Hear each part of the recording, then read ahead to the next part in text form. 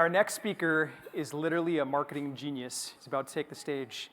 And not only has he taken 2 companies and turned them into franchises, he's a franchisor internationally, but additionally, he's building businesses that are making money while he sleeps.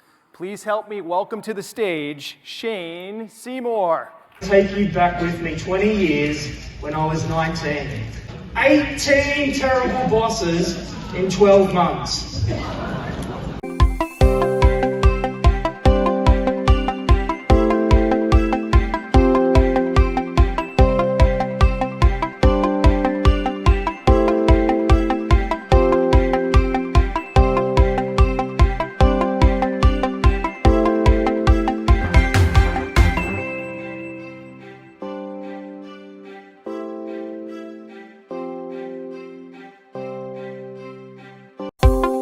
We've all seen the hot seats before. We haven't done a hot seat for a couple of months. But I've asked Shane in. I've been thinking about Shane coming in to share with you, and this one felt like a good one for you to do. I've now known Shane for, I know, before COVID. We did a lunch probably in 2019. That you came to, and we probably Shane came to a couple of our networking events over the years and stuff, and so he started his business in 2003, and he's grown it from his garage into 45 franchises with supply chain company and wherever it is now. Now, I don't need to steal his thunder or anything. He's going to share with him where he is and all that. It's an open platform, so I'll sort of lead the questioning a bit, but if you've got questions and stuff, we'll just have a chat. You're open with everything. We'll keep it at Chatham House rules, so everything you say in here, you keep in here. So don't go sharing Shane's stuff outside of this room, but obviously use it as an opportunity to learn from, inquire. There's some common challenges that people have in business that will come up. So we'll go from there. Cool? Sure. So first up though, can you give us business facts? Like, where's the business today? Where are you at? Give us the lay of the land of your business ecosystem as of today. Okay, so I just came from home, which is national headquarters. Set it up like that, and very lean head office. So there's 2 staff in head office, an ops manager and a marketing and warehouse hand and manager all in one, other than myself, and they run the whole company, both companies actually, most of it, and they look after the monster TV Magic, which we're looking at 45 technicians around the country doing anywhere from 400 to 650 jobs a week. And we've been going for 22 years. So a technician can do 400 jobs a week? No, that's between all of them. Okay, gotcha, cool, right. Between the 45. So yeah, they're averaging 10 to 20 jobs a week each. No, I can't do that many. I need to learn. He wishes he could do 400 jobs a week. They're good, but not that good. Like I got 90 contractors that I can't get them to do that many jobs a week. Yeah, right. So like the transactions are on average $450. Mm-hmm. So yeah, between 2 and 5 jobs a day per guy. Okay. No, not each. But hopefully, yeah, we're aiming to double that, triple that. Still a lot of potential. In those 22 years, I was on the tools myself. I don't know. I'm getting back to that. Yeah, so that's where you are now. Yep. And I think you mentioned before you've got the supply chain cable company Mm-hmm. that has heap of the products that the whole team use. Yes. So you've got those 2 entities running. Yep. So let's go back to the start. So how did it start? I think you were like, what? You would have been 5 when you started because you're only 30-ish now? I dropped out of the military. I dropped out of uni. I started when I was 20. and just sort of young and naive, and just had a go, had a crack. Didn't know what I was doing. So I was on the tools and made my way with the old newspaper ads, yellow pages. Thought I'd made it. My offsider and I, but I dabbled in contracting really early on. Like, so first year of business, second year of business, I had hired someone over the phone in Adelaide and Melbourne with zero systems, zero control, zero know-how what I'm doing, and would have these yellow pages ads right across the country, and that was a success and a failure in so many levels. My Brisbane business took the hit and absorbed all that, but it was a failure overall. But Failure overall because I didn't hire well, I had no systems and control. Financially, was it a hit? No, my Brisbane business absorbed all that mistake. The biggest thing I got out of it was the marketing knowledge. And the mistakes taught me a lot at a young age. And I just kept persevering. That So just so that we've got some context, in those early days, you were going around and installing TVs or fixing antennas, or like what were you actually doing in those early days? those early days, probably for the first year or two, I was like a TV tuning whiz kid. I call myself. Yeah. Yeah. So And I think like for all of us context, 22 years ago, early 2000s, Analog. internet was new, yeah, mobile phones were still bricks. We had the Nokia 3110s maybe. yeah. Yeah, analog and Really digital early days of antennas. I was making $1,000 a week, tuning in VCR, setting up DVD players. Yeah. I had a backpack of tools, like in a sedan, no ladders, no drills. Yeah. If a job needed me to go on the roof, or that was for someone else. And I think also context, like 50 grand then, $1,000 a week, 50 grand for the year was pretty good money for a 20-year-old in the early 2000s. Yeah. When I left the army as a 20-year-old, when I graduated from uni as in the army, I was on 35 grand, and I would have been 10, and this was probably 5-6 years earlier, but I would have been heaps farther ahead than anyone else that graduated at that time. Yeah. So good salary. And by the time I was 25, when I had my offsider going out doing jobs for me, and my Adelaide contract and my Melbourne contract to give me $700 a week, and Shane's not doing anything, I Yeah, thought I'd made it yeah. That's it.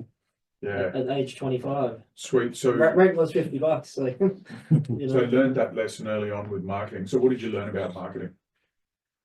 That the fear of expanding outside of where you live in your territory, it's just another world that's like here but out there. Yeah. Not to be scared. There's customers out there. Like I know the real fear people have to put on another branch down the other end of the coast, let alone in another state or another side of the country. I got over that really early. Like, yes, I was really fearful when my van was down in Adelaide and couldn't see the guy, and there's no technology back then to keep an eye on him. Yeah. Just got over all that mental, those mental blocks really early on. Yeah. With marketing, it was reassuring. As much of a failure it was when my phone was ringing 100 times a day. I don't know the exact numbers, but it was 100. Because I'm receiving calls from every capital city in the country, I knew that if you spend the money, It works. it works. Yeah. That's the biggest fear of most businesses. Everyone's scared to go on the radio or TV. If you want to grow your business, go big. They did it at home. Yeah, you gotta not do what I did and have the capacity to fulfill those extra customers. That's the biggest problem with most businesses. That was my problem when I was younger. Yeah. So you learned very early on that there was a market everywhere, which would have opened your eyes to that opportunity of growing outside of the one-man band or just in the city or where you were. So what then happened? What was the shifting moment or the next, like if we look at businesses, you're always growing and changing. What was the next big level shift for you? When did that happen?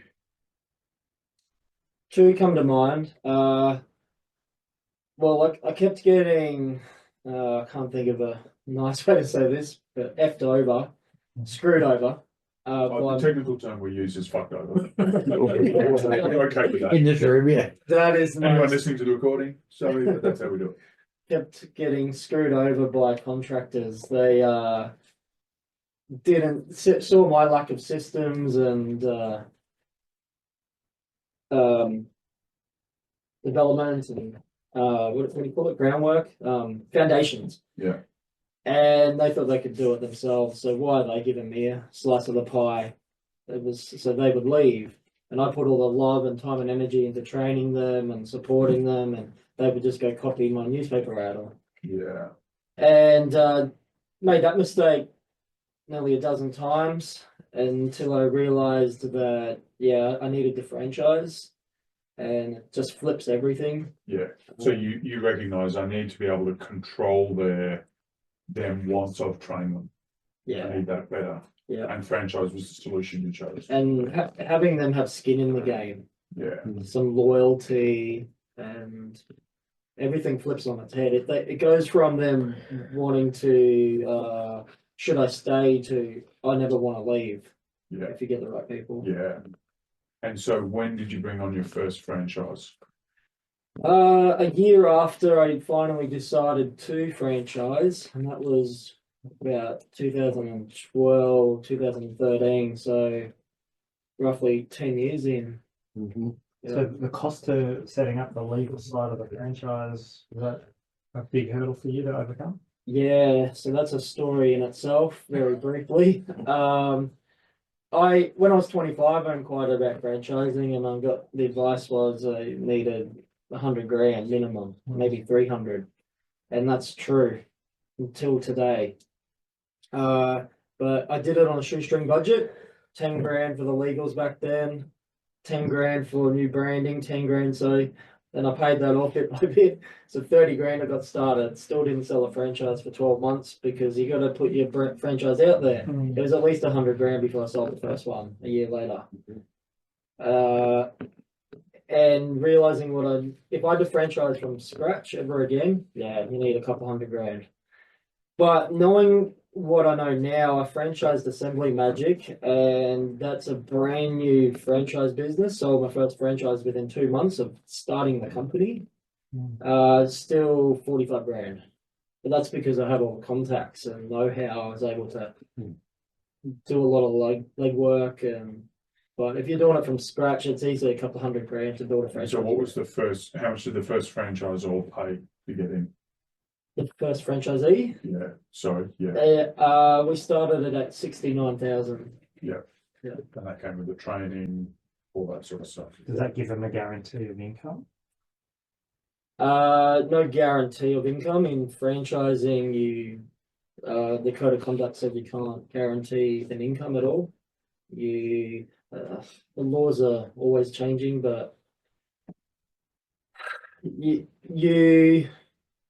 have to be careful about showing what their potential income can be in franchising now.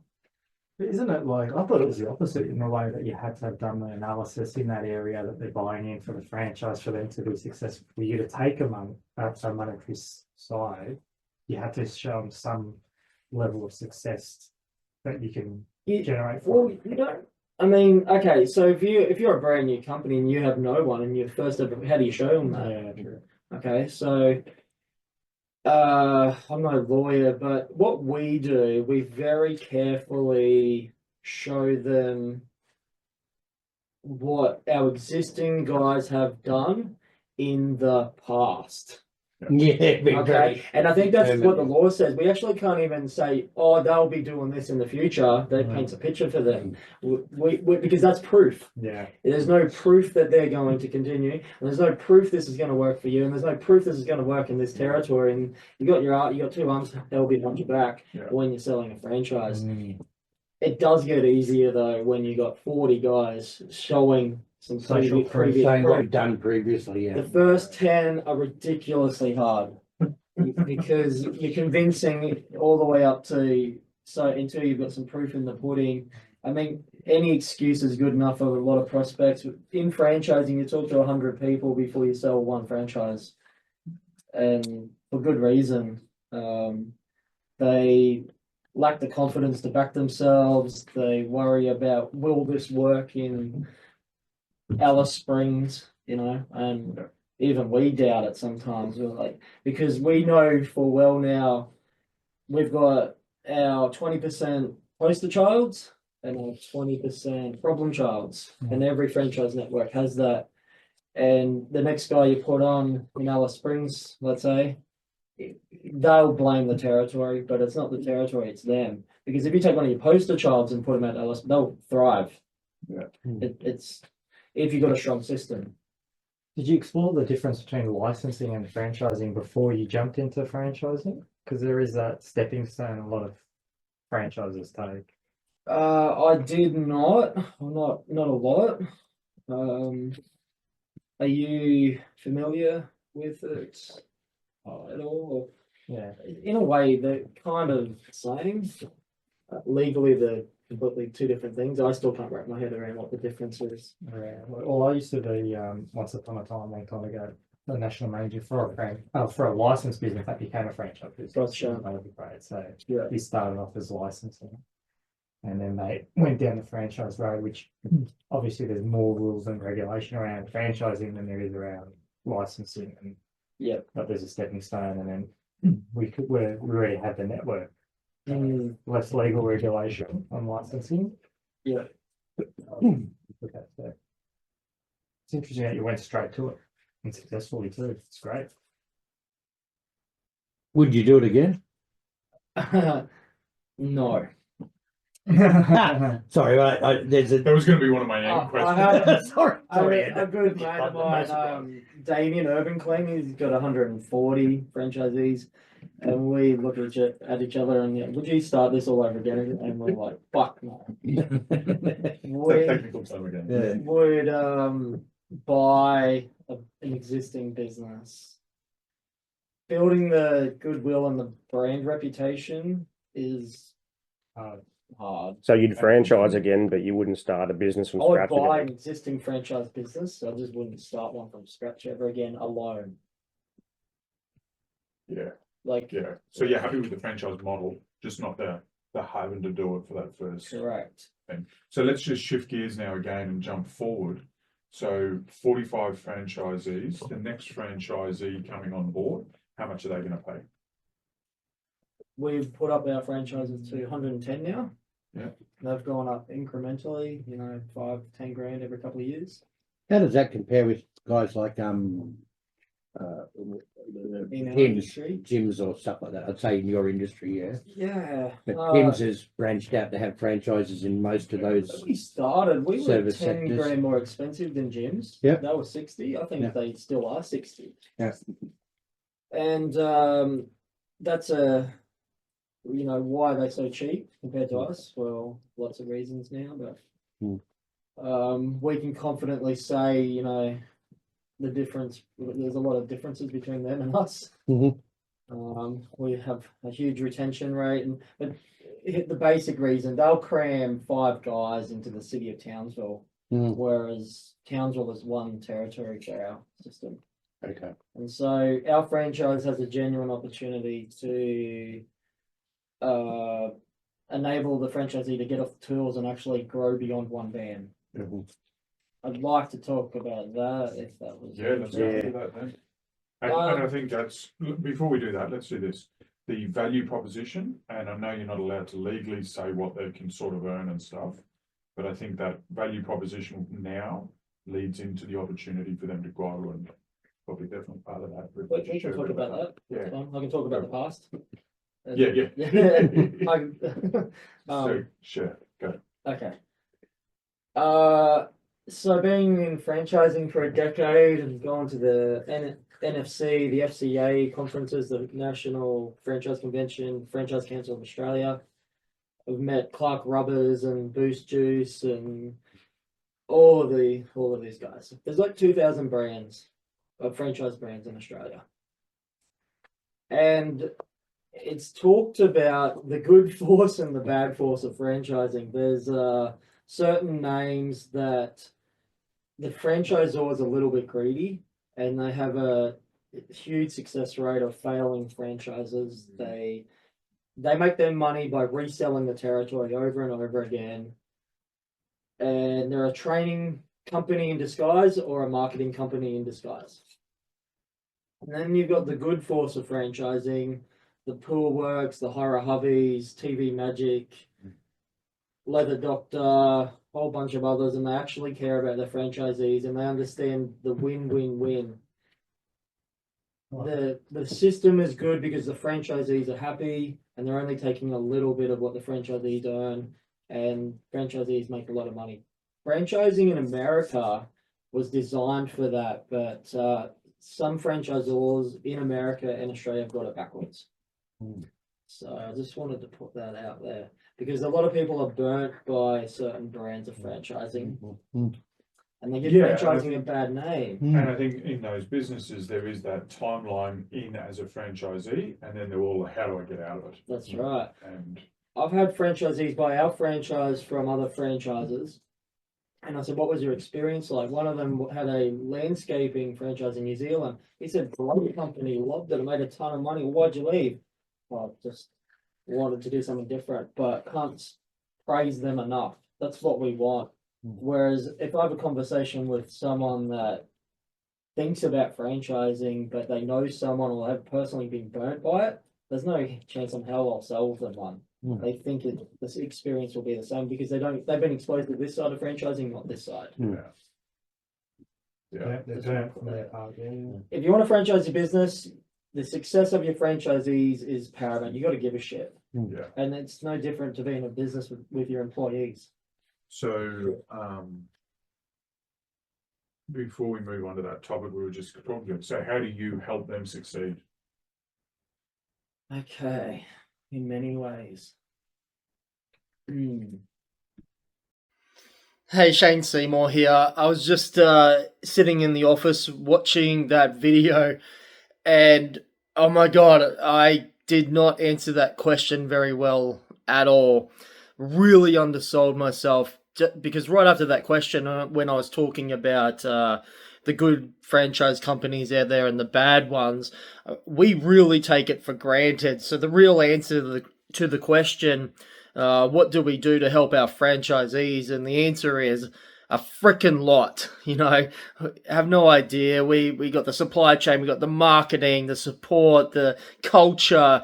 You know, if you've gone through our system process or done your research on us, we do more than a lot of franchise companies. That's why our franchisees are the most successful in the industry, and across a lot of the mobile service brands out there, we do extremely well. So I really undersold myself because I was in a different frame of mind in the interview.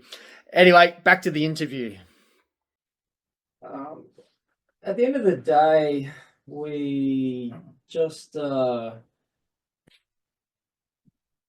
give them a nudge to back themselves, like to step up.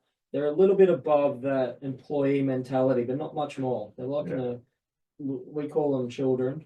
I think I see franchise as a bit of it's the employee's opportunity to test their world in the business space. Correct. So they feel more supported. Yep. And they don't have to take as big a risk and be as courageous. A classic example is the marketing side of things. If you come on board with our system, the way we sell it to you and the way we pitch it is head office isn't going to do everything for you, but we're here to help. Okay, there's a franchise systems that the franchisor does all the marketing for their franchisees. Then your franchisees are the first to say, "Hey, I'm quiet, I'm busy, I'm slow. What are you doing for me?" Because it's all if they do Because they're reliant on somebody, if you put it all on them, and there are franchise systems that they're quite upfront, we're not going to do anything for you. You have to do this and this and this. Here's a book. You got to go door knocking. You got to go do letterbox drops or whatever. That's harder to sell, but they're quite upfront about it. Then they feel as though that it's easier for them to leave too, because they see that they can do it all on their own. And if they do figure it out, it's like, well, head office never helped me anyway. Yeah. So I got this advice from my lawyer early on, and a lot of good franchise systems, it's a team effort. Head office will do the marketing that's best done by head office, and the franchisees will best do marketing that they can do locally. And there's a big difference. We've got 76 strategies on the go, or thereabouts. And head office does do marketing that we're meant to do, and the franchisee will do the things that we can't do, like go park the car out the front of JB Hi-Fi, or put an A-frame out the front of the house, or get a Google review, or whatever. Yeah. And that team effort is how we sell it. So if you're thinking about, you know, your employees, empowering them to step it up, this might give you some ideas. Yeah. So shifting to the conversation that you just talked about of the franchisee is empowered to grow their team and has that opportunity that you talked about for a bit. Yeah, okay. Well, like employees, our franchisees, they're all different personalities. We've got some that want to grow, and some that just want to cruise, or they're comfortable. Yeah. And pros and cons, but I don't interfere with how they want to run their business. We have minimum performance criteria, but there's a franchisee that's a 10-year veteran now over in Perth, and pushed him. He's so ready for an extra van, like commercially, but he's got other priorities in life. You know, he's got 6 kids, and Why the guy TV? Yeah. he's happy, and he just wants to be himself, and he doesn't want to leave. He doesn't want to stay. He doesn't want to grow. Doesn't want to leave. He does a great job. I just let Sam be Sam. Yeah, for sure. So there's a few of them. What do you do? It's a contract as well, and he ticks a lot of boxes. So, and every franchise system has this. You can't have 100% Eagles. You know, have your ducks and. But to be honest, he's probably a really great franchisee because he's consistent. He stays in that middle. Yep. He's happy to be there, and his problems are a lot less, and his wins are a lot less as well. But he's just consistent and stable. Is he in the middle though? Totally in the middle.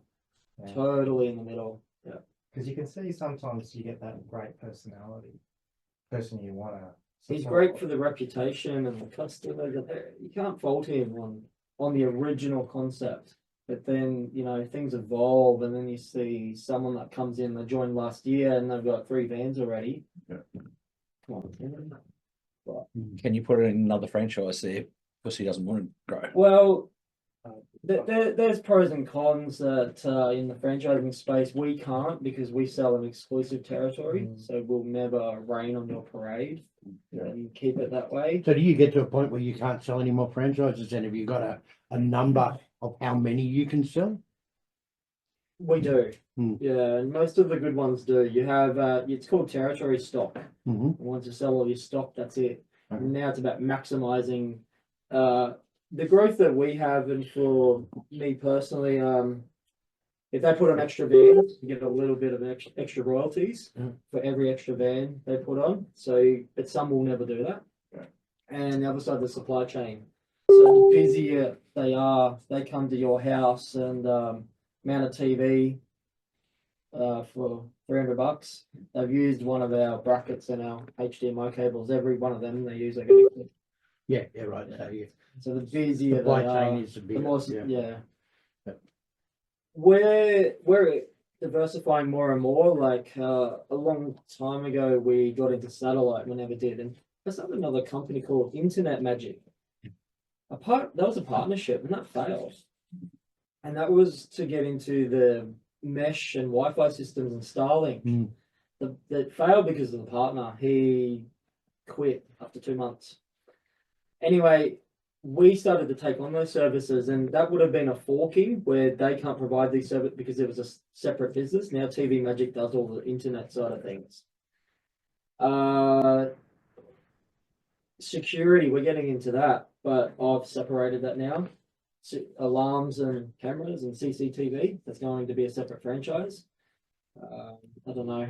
This is the guy that said he wouldn't do it again, but he's doing it again. No, he left. No, I mean you.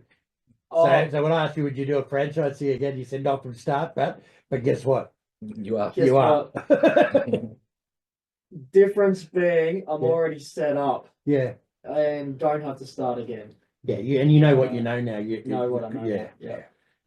And it's And just I re- diversification of the same. I just think I got a It's- business right for it's doing security franchise. Magic or something. Like this is literally how hard it is. I will just copy cookie cutter everything from TV Magic into Security Magic, $500. and can go to Charlie, who has 3 successful TV Magic vans, and go, Charlie, I'm just going to give you another 300 to 400 grand a year and work. Just get another van. We're gonna put Security Magic on it. Let's go. And then and it's a no-brainer, and he'll have resistance to it.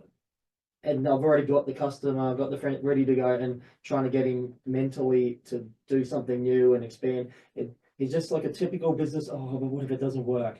Oh, wow. Do they have to? Oh, it's new. It's Is their different. cost only? It's the van? already hard, and I've got everything lined up. Is their cost buying another franchise for that as well? Well, even if it is, they've got to get another car. They've got to pay for the site. They've got to put some money behind it. Do any of your franchisees have a second job though? Is my question now. A second job? Yeah, like do they do this on the side, for example? Oh, no. They're all, that's their That's their full-time gig. Do you see the mentality of the franchisee? I'm buying myself a job. Definitely. Mhm. Yeah, but then who are we kidding ourselves? We all think we have a business sometimes, and you can't step away from your business for more than a couple of months. You have a job. So yeah, that's for franchise sales, the kicker is usually, in my experience, getting away from working for the man. Yeah. Pure employee to the dream of being your own boss. Yeah, you're being self-employed on Yeah. and not knowing or having all the skills. I deal with people like that every day, so I'm wondering whether my business is an opportunity to franchise because we're dealing with the lower class of employee, being that we run a cleaning business, and I've got a friend that owns domestic, absolute domestic, who she's franchised hers. And it's like, do I go down that route with ours? We do holiday property, so we do Airbnbs. And there's 180,000 Airbnbs in Australia. It's 28,000 on the Gold Coast, and we are taking up 2% of the market, and we're a $5 million a year turnover business just on the Gold Coast. We're 2% of the And market. interesting if it solves your staff issue that you were talking about before. It would solve all my staff issues straight away. Yeah. Yeah, I've got some big staffing issues because they're all contractors, because they're all, international students working for us. What about from staff? That's how you want it to be perspective? recorded. Like these Yeah, franchisees, gotta go to Jenny. got a staff member, they're working for them Hey, Jen. and they're junior, so they're paying them. Do you find that sometimes those people go, I want to be the franchisee now, and then they leave I've got my own firm, I've hired someone, now they want to do their own thing and go directly to you. How do you solve for that? That's happened a couple of times. And doing the best I knew at the time. Art culture was the main consideration. So I had an in-depth conversation with the franchisee that were leaving. Hey, your contractor actually wants to leave you, and my loyalty is kind of senior with you. Do you have the abundant thinking to let him go and allow him to do that? I technically could do it anyway, or if we don't let him, he's going to go somewhere else. But what do you think? And fortunately, our culture is pretty strong. They're like, no, that's fine. Let him go. I'll get someone else, and I'll get someone else better. And that has happened a few times. Yeah. And they've worked in the transition. Like if they become a good franchisee. They had a little bit of a rude shock, Yeah. as they do, because they think they know how everything Well, works. they've seen all But the then when years their of it. money's on the line, and one guy, he was our sales guy of the year, and he went and started up in Newcastle. And he had a bit of a rude shock because he had a taxable salary of about 200 as a contractor, and he had to find out the hard way about doing everything for himself in a brand new area. Mm. So, I don't know what your revenue is at the moment, but can you talk about some of those shifts went from like on the big revenue milestones where he runs from say 1 million to 2 or 2 to 5 or whatever? What have been some of the lessons around those growing in those high revenue chunks? Thinking. Yeah. Take your time. Yeah, okay. It would have been 2016, and I fully committed to business coaching and reading books, and I became a bit of a workaholic, but I knuckled down, and within a year or 2 years, I had a really good year. Sold my first. I was growing at the rate of about 1 to 3 franchisees a year, and I sold 8 in my best year. I was selling them myself back then, and I spent a lot of time and money investing in myself, and I did public speaking. And how I sold those 8, I also had the lowest acquisition cost of the franchises. It's about 25 grand per sale, by the way, but I had them down to 7 grand. And my formula was simple. I do Facebook ads to come to an information night, book a hotel, I'd fly down to Canberra, have between 1 and 7 people in the room, and I'd do my 90-minute pitch. I was doing them every week to every fortnight. It was a big year. I did about 40 events that year and sold 8. Yeah. I had a lot of no-shows on many of those 40. I spoke to a total of 52 people I worked out across those events and sold 8 franchises. And it was all 50 all people. Facebook. It's a pretty good strike rate, really. Yeah. When I you I put was in just gonna say 52 8 to and 50 8. is actually pretty good for a No. franchise, yeah. 3 occasions there's 1 person in the room and I sold them. Yeah, wow. And that's like a room that could fit 50. Yeah, you're nearly like, hope nobody turns up except for one guy. So that's a hard sell because you'd rock up and go, did I make the right decision here on crickets Yeah. on the only I day?" know. And this is so weird, but I took the public speaking so seriously. I did all these courses and everything, and they said, "Oh, if you hold an event, no one shows up, practice it to the empty room, even if no one shows." Did I you do did that. Yeah, wow. Yeah. That's some commitment. Well done. Mm. So you in the 40 sessions, you only have 52 people across the 40. Is that what you're saying? Yeah, So that's an average of 1 and 1.2 or something. I had 2 occasions, 8 people. There's a lot So of you had a few times, occasions, a lot yeah. of no shows, a lot of 2 or 3. Yeah. So your franchise actual strike rate was better than your actual turn up rate Yeah. for your meetings. Yeah. Holding events and putting bums in seats is a business in itself. Mhm. Something that I never conquered. but the commitment to go 10 events in a row with 1 person or 0 people and keep going. Yeah, That's insane. So I remember talking to you when we caught up years That's ago, unbelievable. and you were talking about that model and doing that, and that was Yeah. one of your biggest challenges. Mm-hmm. How did you change it?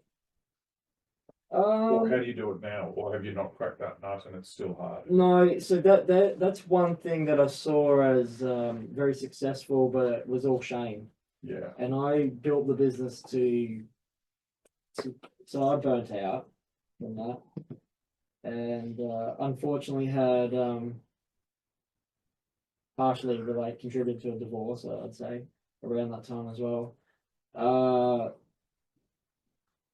My motivation from coaching was to not just build a business that grew without me, but have a business that grows without you.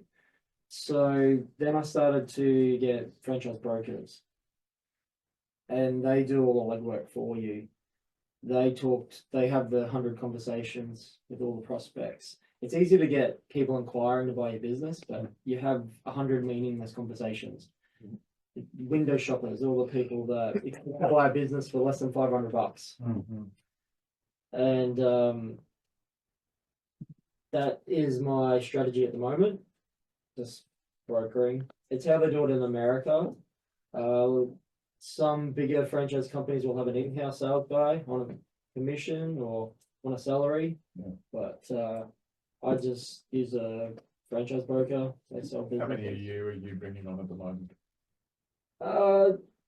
They sell with yeah, maybe 2 or 3 a year, roughly. The success that I've had that's been the best has been a model that real franchises done. They look stores owned by 40 franchisees. Yeah. Okay, so out of the 45 franchisees, we have a 70-80% saturation. A lot of the guys own more than one territory, so I've sold them extra territory to the existing guys. Yeah. And that's equaled, a lot of money. Yeah.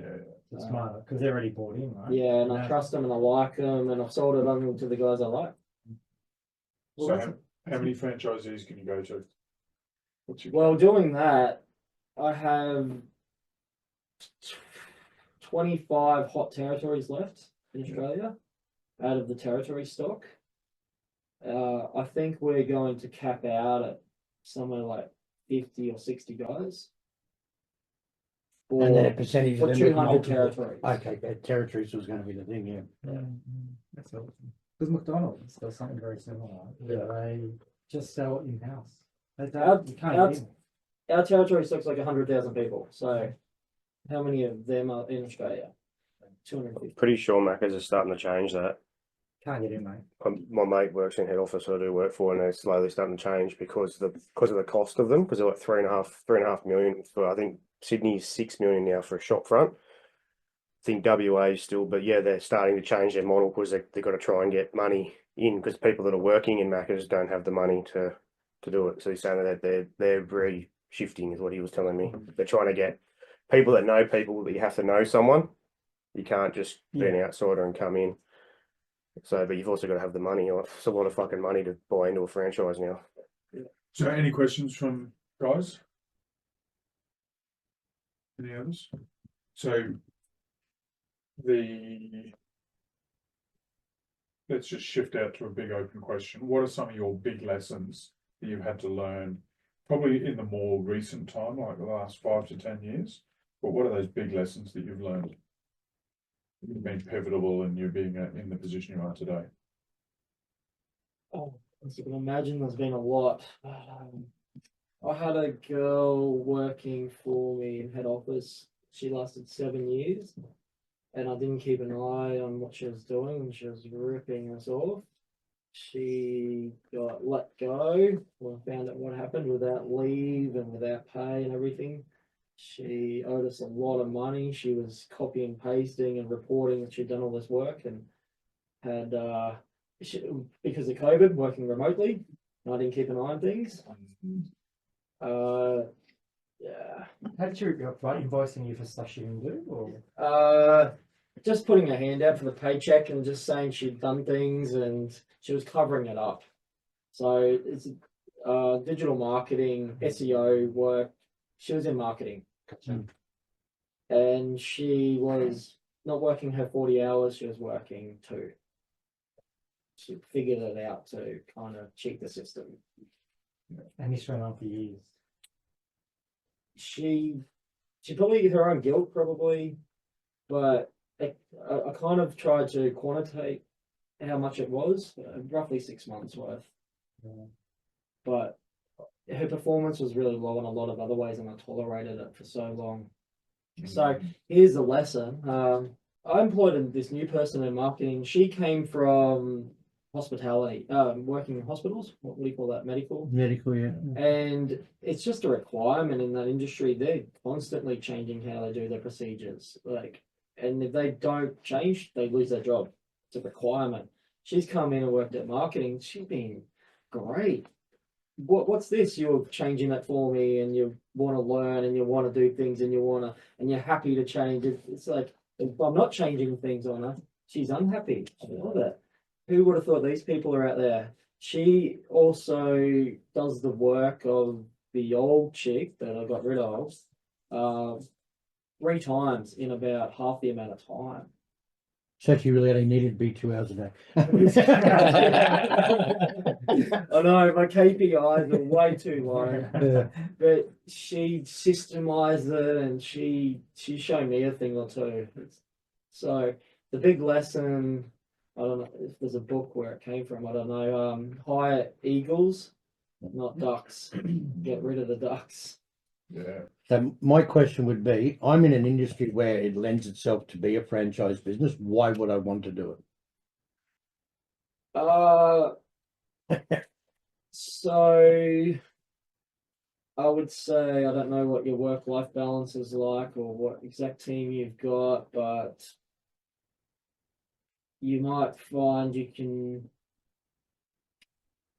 Okay, you can do a lot less. You can work a lot more. You could. You've got a proven business model. It'll make it more saleable as a whole.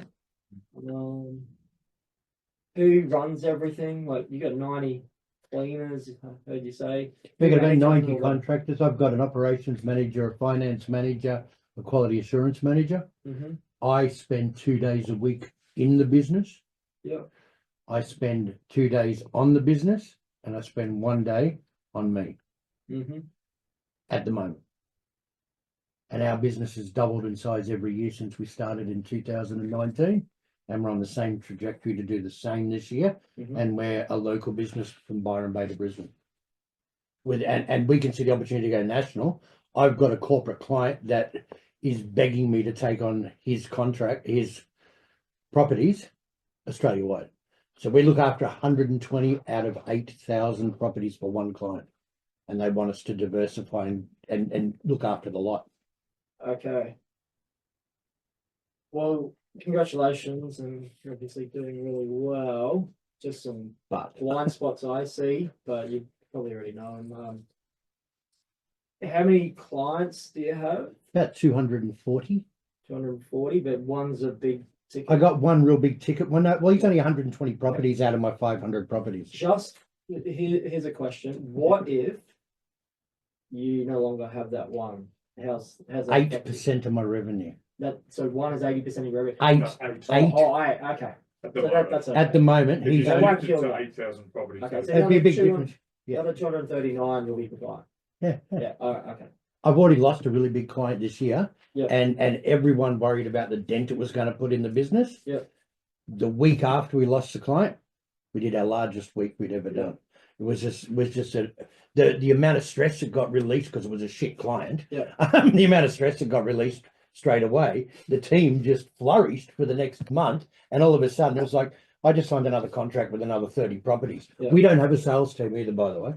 The only thing I can think of is loyalty. Like Hmm. you might find there's a hidden council that'll develop over time, and some smart cookie might take half your team. Hmm. They don't like you one day. Mhm. Franchising might prevent that.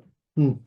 But otherwise, your corporate model versus franchising, there's nothing wrong with what you're doing. Just keep going. The only problem with my current model is how we have contractors, Yeah. because the government's changed the contract laws to where they're deemed to be employees. And what I'm trying to do is look for opportunities where we can maintain it as a contractor base, or do we go to a franchise where the mum and dads have skin in the game and investment? We've absorbed maybe 35, 40 small cleaning companies in the last 2 years that have come to work for us because they didn't know how to run their own business. Yeah. They had 4 or 5 Airbnbs they were looking after. They didn't have enough to support themselves. And when they went on holidays, they were fucked. They lose all their clients. So we went, well, come and work for us. You'll earn more money. Yeah. We'll pay you as a contractor because you are a contractor. We'll absorb your 4 or 5 clients in our portfolio, but you'll get, enough work to support, instead of having, $500 income a week out of your 5 clients, we'll now give you $1,500 a week income, and you don't have any clients to worry about, and you don't have to worry about running a business. There's that side of it, because cleaners, people that choose to be cleaners, are choosing that industry for a reason. Yeah. 80% of the people that work for me don't choose to be cleaners.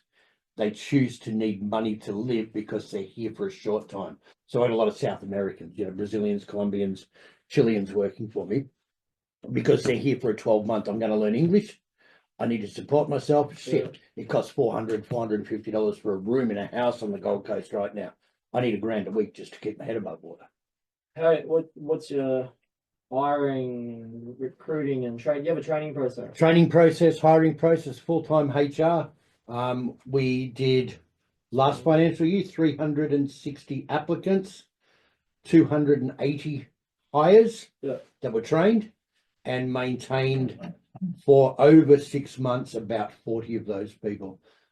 A lot of them were a month gone, 2 months gone. No, I don't like the work, it's too hard.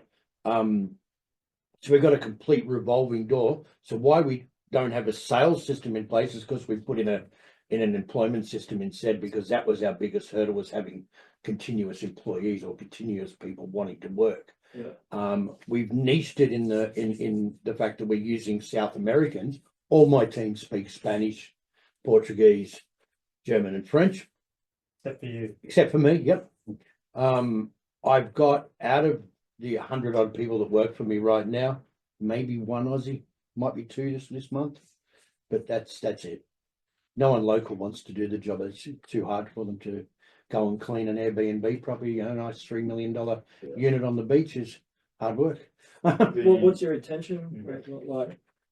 Customer or For the cleaners? Or cleaners, I would say 20% of the cleaners last a year. 60% of them last 6 months, and the rest last between a month and 3 months. So constant, yeah. So we average. Is that a pain point for you? It is, yeah. We average. Yeah. We put on 3 cleaners a week. Yeah. On average. I'm still racking my brain as to why would you. That franchising would fix that, but then you can't recruit franchises at the rate you're getting them at, because you've got to sell a business, not just do. I understand that part of it, but I'm looking at national rollout of a business and an opportunity to roll it out nationally rather than being a local. Like, we're doing really well locally. Cleaning lends itself to master franchising. Yeah. A lot more. You sell like a city or a state. Yep. My good friend does commercial cleaning. So, and then they can look after 90 cleaners over in Adelaide. Yeah, we've got all the systems to look after them. That's not a real big issue. Yeah. Like we've got that revolving door of how we've trained them, how we've got them up to speed. We've got our supply chains for our consumables, our linens, all of those things, because it's a housekeeping service. This is why you would franchise. I reckon all your cleaners are not unit franchisees. Yeah. The franchise is this area. Yep. And they would look however many you could divide that up into per franchise. It'd be, an area big enough where they could get to between 10 to 50 cleaners. And you get that divided up in Australia, and you sell that as a franchise. Right, yeah. So when we look at the competition in the marketplace for us here on the Gold Coast, and know there's over 5,000 cleaners on the Gold Coast right now. Yep. Out of those, around 40% are in the STR industry or are providing short-term rental cleaning. So 60% of them are mainly domestic cleaners or commercial cleaners. So you've got Simply Domestics that handle most of the domestic side of it. They're one of the largest ones. You've got your commercial companies that only deal with strata and those. So they're a different vein to us completely. We're specifically look after short-term rentals. So we're that Airbnb, Booking.com space. We know there's 28,000 properties in that space on the Gold Coast, and we handle 500 of them. So there's the opportunity to have master franchises is. Is there anything stopping you from going from accommodation? What we might do, Sorry, that was a big long question with more context rather than question. Yeah. I think that's helpful though. Yeah. We might shift on to another question. Yep. Do you guys have any? While you're thinking, and Jenny, have a think about a question. I'll throw one at you, Shane. AI, topical. How are you guys using AI at the moment? We're not. Up until very recently, we've deliberately avoided AI. So our marketing, we see 2 ways that AI can help us, and that is in content creation and marketing. So our girls are creating the equivalent of a novel per fortnight. And they're that well trained or that good at their jobs that they can write a 1,500 word article faster than they can prompt AI to do it and then check it and then publish it. By the time they do all that legwork of checking it and making sure it's AI is right, we've tried a lot of different tools, they just do it themselves. The other way is, it's not quite there yet, but it's getting close, and the voice tools of AI, we want to do some sales campaigns where AI calls all our customers, with 150,000 people, and does courtesy calls and sales calls and client appreciation, thank you calls, that sort of Yeah, stuff. okay. How do you think the Australian public will perceive that if they know it's AI? Or you Well- think you're gonna get away with them not knowing it's AI? Well, because we haven't done it, I have no I'd be interested to idea, see how you test and measure that one But and follow it. I think Aussies have good bullshit detectors, and Yeah. I don't think it's there yet. Like, it'll probably fool a lot of people, but then it won't fool a lot of people. What's the next big opportunity, plan, goal for you? I started 3 companies in the last 30 days. AV Magic, our commercial division, that's going bananas at the moment. We're installing 100 grand screens in car dealerships and shopping centers and stuff like that. And Security Magic, so that's another add-on to the Magics, TV Magic, Assembly Magic, Security, the cameras and alarms, a whole nationwide franchise, and Magic Marketing. Our in-house marketing girls, that's a business of itself where we could help other businesses. But also that Magic Marketing is going to sell the media and digital ads that you see on TVs at a gym or in a waiting room or whatever. Like a KFC store, when they get a new burger, they pay another company to change the menu remotely on their TVs. So we're getting into that industry. Yeah, okay, yeah, exciting. Content media management. So it's while they're new businesses, they're really just adding breadth to your verticals. Yeah. With the same opportunity Yeah. markets. Okay, so in that iteration, what do you see as your biggest challenges for your business or businesses?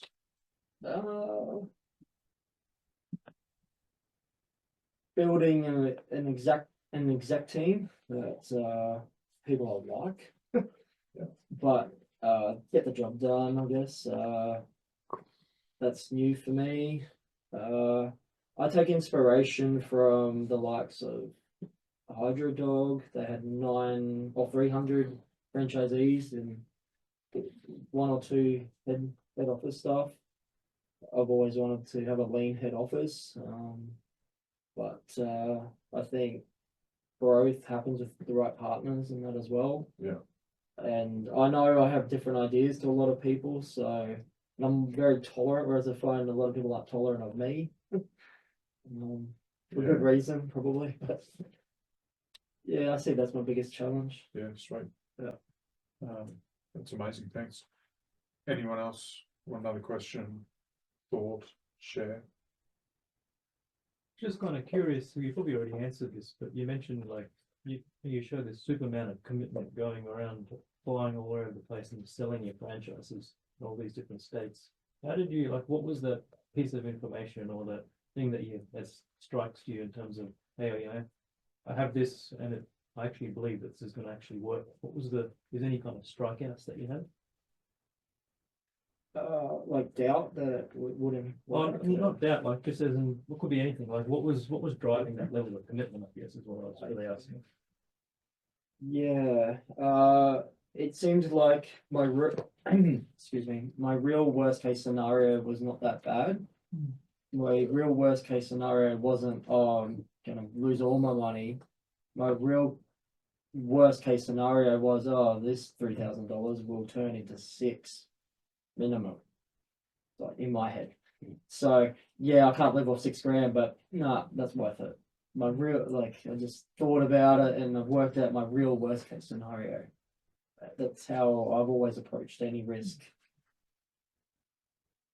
If I don't see a worst case scenario where it's at least a step forward, it's not worth doing.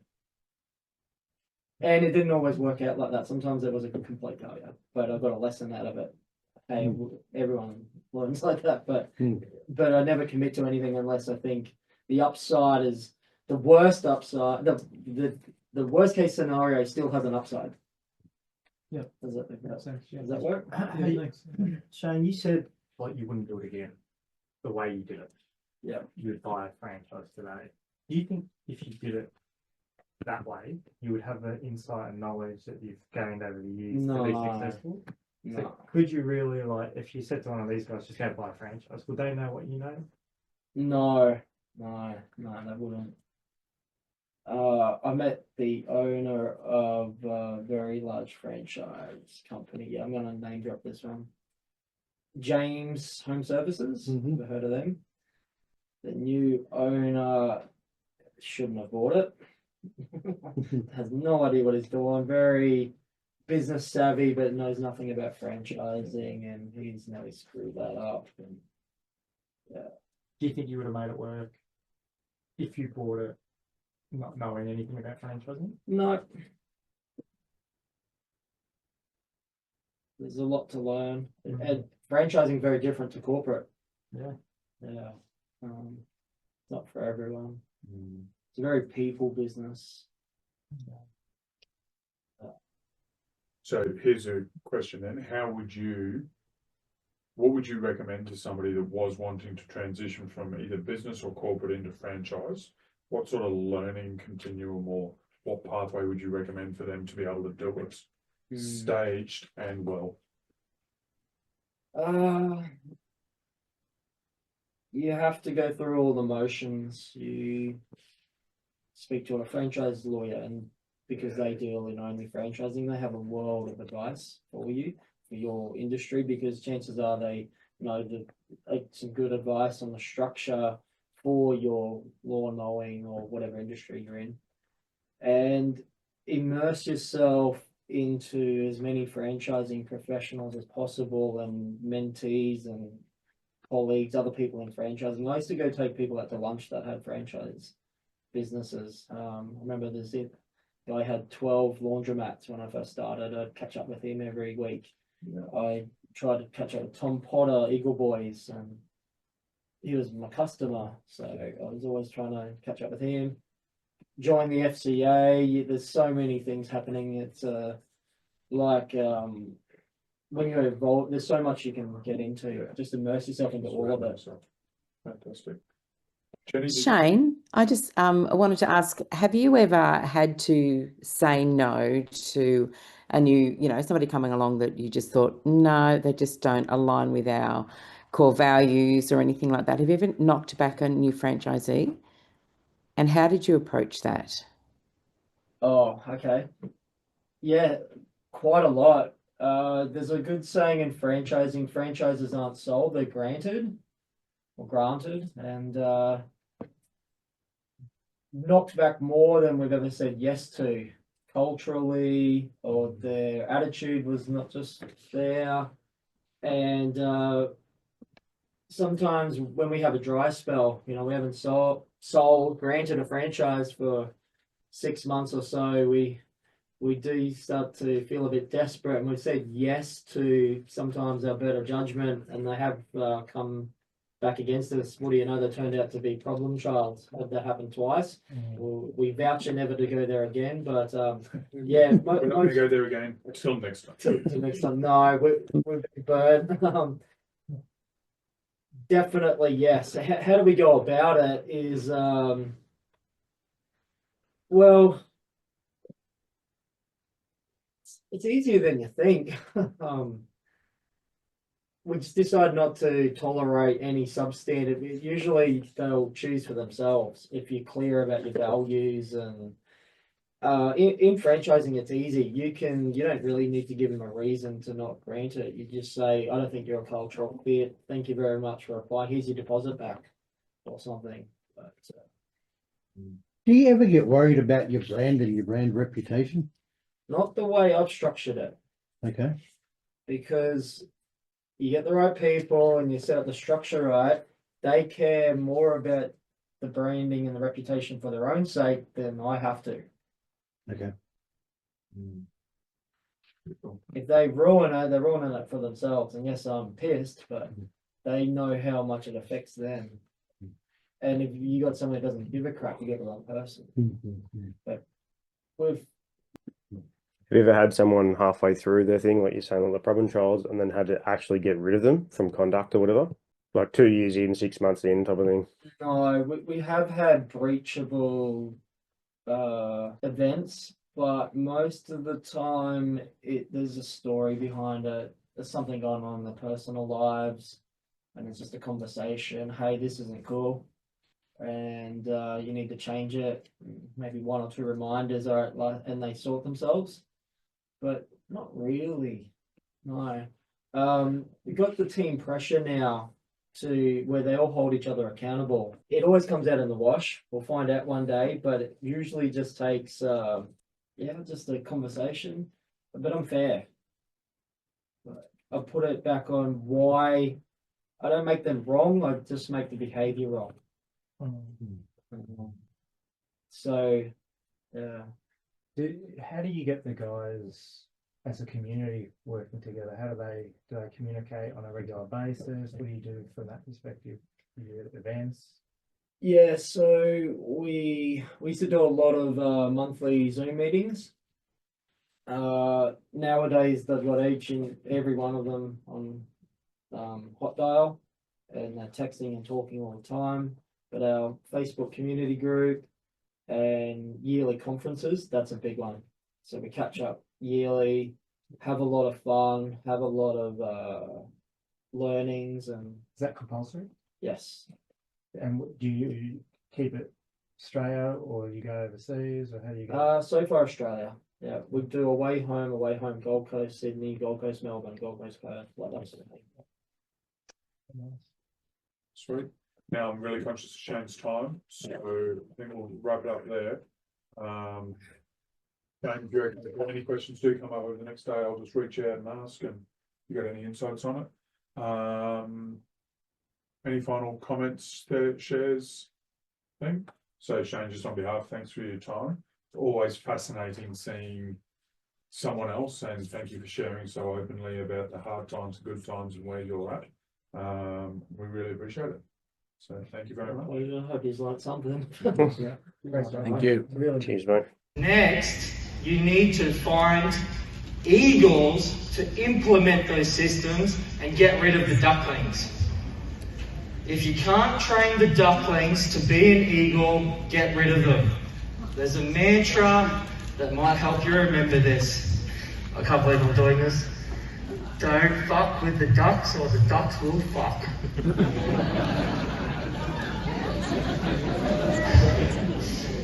And our third thing is you need an MM. What's an MM? It starts with M and it ends in marketing machine. What is it?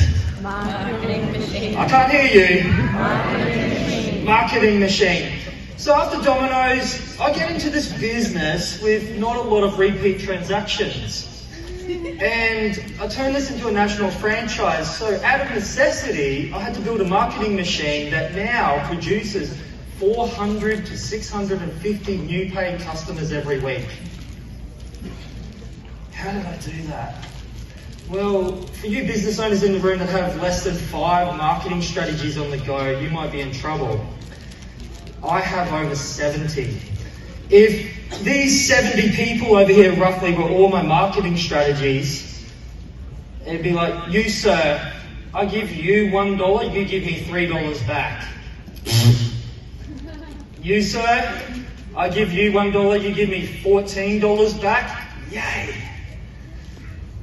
Some people say this marketing strategy doesn't work, and it's not about whether a strategy works or not, it's in the execution. I'll point out someone in your industry that is killing it with the same strategy that you say doesn't work. As an example, sir, your $3, there's nothing wrong with you per se, but you're just not performing in the bank account.